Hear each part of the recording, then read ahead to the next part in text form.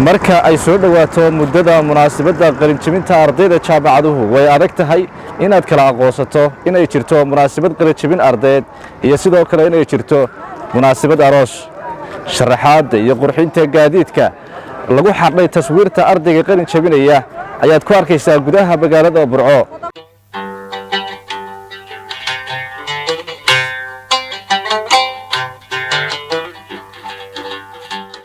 maalmahan ama baryahan dambe waxa soo kordhayay in waxyaabo badan oo ka gedisan sidii hore in loo qalin jabinayay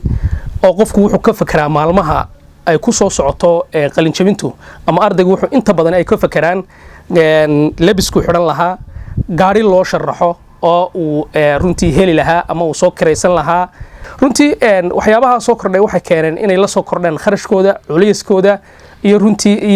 iyo waxyaabo fara badan oo aan dadkii mas'uuliyiinta ahaa iyo waalidiintii iyo ciddii kharashka bixinaysay aanay awood u hayn 500 arday haday jaamacad ka qalin jabinayso oo inaanu kharashaadkaasi marka la ururiyo qofkii waxa ku baxaya $300 macnaheedu wuxuu noqonayaa 500 arday $150,000 lacag ah ay expense garanayaan ama ay kharash garanayaan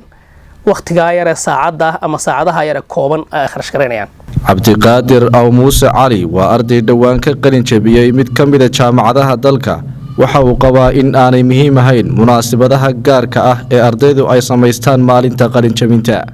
anigu horta gaari ma qurxisan oo sanadkan aan qalin jabiyay maan qurxin sababtu tahay stress inuu ku soo kordhiyo mooyee ama culays maskaxeed ku keena mooyee xaqii family-gana dhaqaale burbur ku keenaya qofku maadaama uu gaari si sharaxday oo nin si qurxiyay yahay dhisay xaqii xafladii dhanka qarashka marka laga yimaado dhanka niyad ahaan wuxuu ka dhigan yahay nin si mehersaday ama si guursaday xafladii arooska sii dhigtay marka hadhow arooskii wax kaga maqan oo aroos kale maqan ma jiro waxbana hadhow xitaa hadduu mehersado qalin jabinta kadib meherkii wuxuu soo kordhinay macno badan soo kordhin maayo oo wax walba waxa wanaagsan in meeshooda lala sugo. ujeedada ardaygu u bartay cilmiga ayaa ah in bulshadiisa uu ku hago helinka horumarka iyo sidii uu uga saari lahaa marxaladaha adag. haddaba maxaa kalifaya in ardaygu maalinta qalin jabintiisa uu soo kordhiyo burbur dhaqaale oo culays dhaqaale saaraya waalidkii gacanta ku hayay. ummaddu nidaamkeeda waxbarasho waxay ku salaysaa baahida ay qabto. waxaan qabaa qofka dhalinyarada ah ee wadanka ku koray ee wadanka wax ku baranayay markuu jaamacadda ka soo qalin jabiyo waaqicii bulshadiisa wax lagu soo baray ee hooyadii tusaalahan tamaandhada u iibinaysay lama socdo. waxaa soo baxaya arday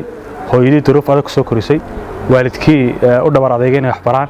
iyagii markaa filasho wacan wanaagsan oo weyn ay qabaan oo iyagu inay farxaan waa daw oo ay arkaan markaa in ilmahooda maanta qalin jabinayo oo tacabka ay geliyeen midhahooda ka doonaya taa cagsigeeda isagii ma aha qof u diyaarsan markaa waaqic u diyaarsan. haddaba sidee lagu joojin karaa dhaqaale burburka ardayga ku imanaya maalinta qalin jabintiisa? bal qiyaas markaa kharashkaasi hadiiba aad ururisaan oo aad u bedeshaan wax qabad ina wax ku qabataan ama jaamacadaha ka baxdeen wax ugu qabta ama bulshada wax ugu qabta. ardaygu waxa waajib ku ah oo halkan aan u arkaa in uu waaqic la jaan qaado oo bulshada wuxuu baranayo waaqiceedo dhibirsanaado oo noqdo wadanka ku nool yahay culayska saaran duruufta waalidku wax ku bareen inuu u dhibirsanaado isaga mustaqbalka sugaya ee bariga Afrika xaaladaha kala duwan kaga nool yahay inuu ardaygu noqdo arday waaqic la jaan qaado xaqada dhabta indhaha saara ma aha marka ardaygu inuu la dabaaldego la farxo kharash badan ku bixiyo waalidkii si hawlo inuu first degree burca ku diyaarinayo waliba diyaarinayo wax qeyrkii hore u sameyn jiray. Shucayb Xasan Dheere, telefishinka Sahan, magaalada Burco.